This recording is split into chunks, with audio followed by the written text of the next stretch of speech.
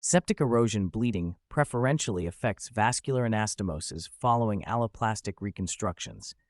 It most commonly occurs in the groin area, but a biopatch can also become infected and, if in doubt, must be explanted and replaced autologously using a vein. Case example: 67-year-old patient with known alcohol and nicotine abuse, history of femoral endarterectomy and patchplasty, synthetic material. 6 months ago, known secondary wound healing, wounds finally healed for 4 weeks. Now presents to the emergency department with massive sudden swelling and redness in the groin, fever and chills for 3 days. CTA shows a large aneurysm in the operated groin with active bleeding into the tissue, skin still intact but severe tenderness and already visible tension blisters. What would you do? Infection-induced erosion of a vessel, usually at the site of anastomosis, often chronic with the formation of a fistula or also acute bleeding complication. Typical patient, usually a known patient with a recent or historical peripheral or central alloplastic bypass, often also with a previous patchplasty, frequently groin, as this is where the highest germ density is found.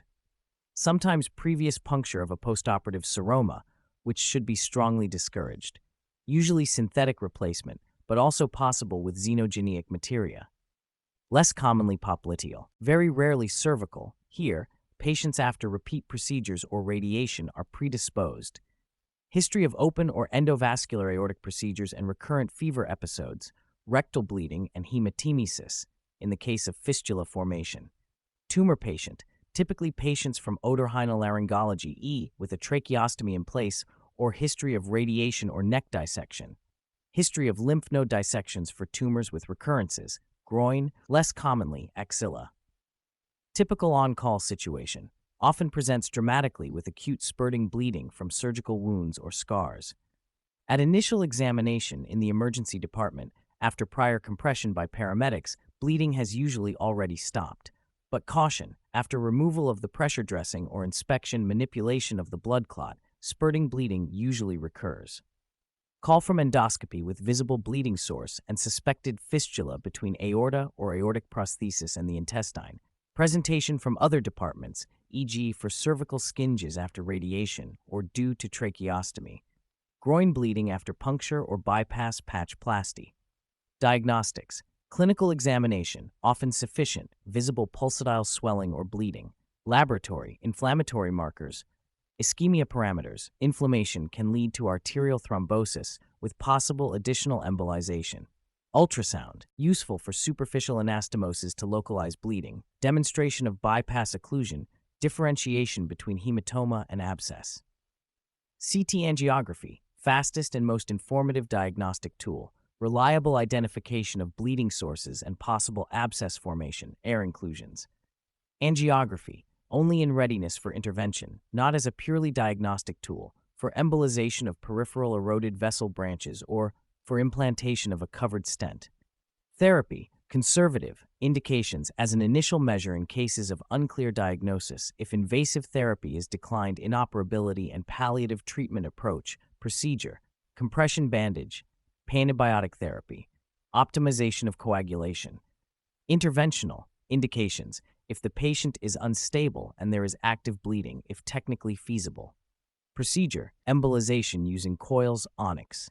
Implantation of covered stents, often as a bridging measure to allow for definitive treatment after stabilization of the bleeding.